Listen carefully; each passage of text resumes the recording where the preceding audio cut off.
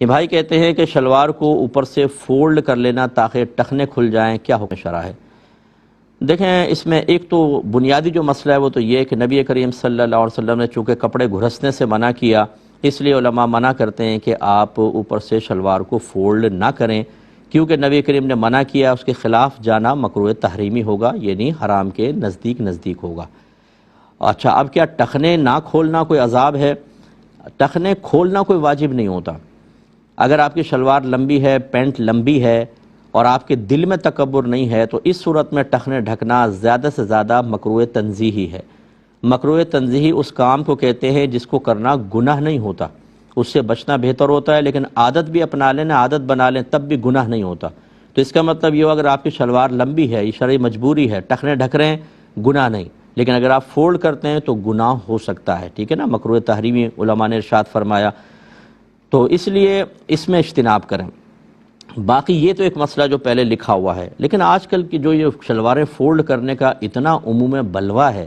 عموم بلوہ کا مطلب یہ ہوتا ہے کہ عوام و خواص کسی ممنوعہ کام میں مشغول ہو جائیں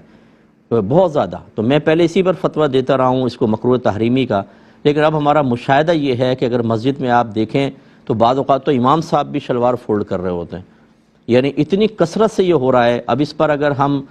سخت حکم لگائیں تو مکروہ تحریمی کا مطلب یہ ہے کہ اس نماز کو دوبارہ پڑھنا واجب ہو جائے گا، تو سخت حکم ہو سکتا ہے۔ لہٰذا میں بھی اب اس پر فتویٰ دینا پسند کرتا ہوں کہ اس میں عموم بلوہ ہے، بہتر یہ ہے کہ آپ شلوار کو ایسی چھوڑیں، لیکن اگر کسی نے کم علمی کی وجہ سے، لا علمی کی وجہ سے، بے توجہی کی بنا پر فولڈ کر کے نماز پڑھ لی تو ہم کہیں گے کہ نماز ہو گئی، آئندہ ذرا احتیاط کر لیں، لیکن اس کو نماز لوٹانے کا حکم نہیں دیا جائے گا اور مکروہ تحریمی کا حکم نہیں ہوگا، کیونکہ عموم بلوہ جب ہو جاتا ہے، جس کام پر قرآن و حدیث کی براہ راست ممانعت نہ ہو، فقہا اپنی ذاتی رائے سے کوئی صورت متعین کریں، اس میں پھر یہی حکم ہوتا ہے۔ اگر اس کے خلاف عام ہو جاتا ہے تو فقہا اپنے رائے کو واپس لیتے ہیں، تو اب ہم اسی پر فتویٰ دینا پسند کریں گے۔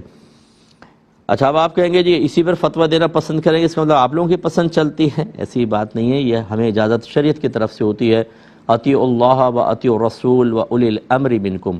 اللہ تعالیٰ نے لوگوں کو مخاطب کر کے ارشاد فرمایا کہ اللہ کی اطاعت کرو، اس کے رسول کا حکم مانو، اور ان لوگوں کا جو تم میں حکم والے ہیں۔ اور مفسرین اس کا ایک معنی یہ بھی بیان کرتے ہیں کہ حکم والے سے مراد وہ مفتیان کرام، مجتہدین، جو لوگوں کو دین سکھاتے ہیں، فتویٰ دیتے ہیں، وہ مسائل بتاتے ہیں، یہ جو سوچ وچار کر سکتے ہوں دینی معاملات میں، ان کا قول معتبر ہوتا ہے۔ عوام الناس بعض اوقات کہتی ہے کبھی یوں کرتے ہیں، کبھی یوں کرتے ہیں، دیکھیں یوں کرتے ہیں تب بھی اجازت شرع کے ساتھ، اس کو چھوڑ کے یوں کرتے ہیں تب بھی اجازت شرع کے ساتھ۔ شعور بیدار کرنے کی آپ کو ضرورت ہے کہ آپ پہچانیں کہ یوں کرنے میں بھی شریعت کی اطاعت ہے اور یوں کرنے میں بھی ہے، لیکن وقت کا فرق ہوتا ہے۔ جب یوں کرنا ہو تو یوں نہیں کر سکتے ہم، اور جب یوں کرنا ہو تو یوں نہیں کر سکتے ہیں، کیونکہ شریعت کے حالات کے اعتبار سے، ماحول کے اعتبار سے، لوگوں کے عرف کے اعتبار سے احکام بدل جایا کرتے ہیں، اور کون سا حکم بدلتا ہے کون سا نہیں یہ بھی ہمیں پوری تفصیل پتہ ہوتی ہے، اس لیے آپ بدگمان نہ ہوں۔ اور اگر کوئی مفتی صاحب اس پر جواز کا حکم دے دیں تو بالکل چلے گا، میں بھی اس پر اسی چیز کو اختیار کرنا پسند کرتا ہوں۔